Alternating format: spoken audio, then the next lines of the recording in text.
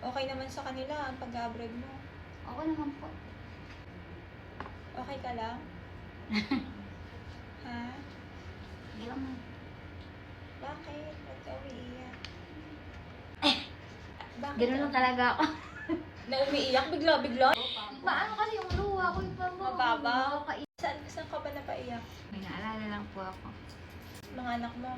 Hindi na, naalala ko lang po yung mga anak ko dun sa kabila. Oo, yung sa una mong anak. Hindi mo sila nakikita. Hindi po. So, ang main goal mo, kaya gusto mong mag-abroad is para sa mga anak mo. Oo po.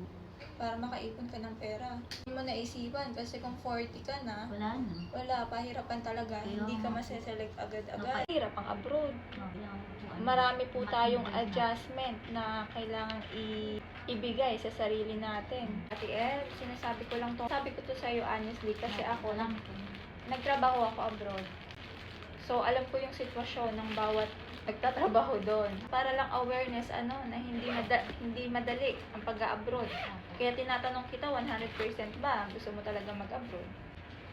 Kasi hindi po madali. Kaya naman po. Kaya po. Kaya, okay? Marami pong adjustment na kailangan nating ibigay sa sponsor, sa pag-uugali nila. Kasi yung ugali nila, minsan mataas. Expect natin yun ha. Gusto ko dito pa lang aware na kayo.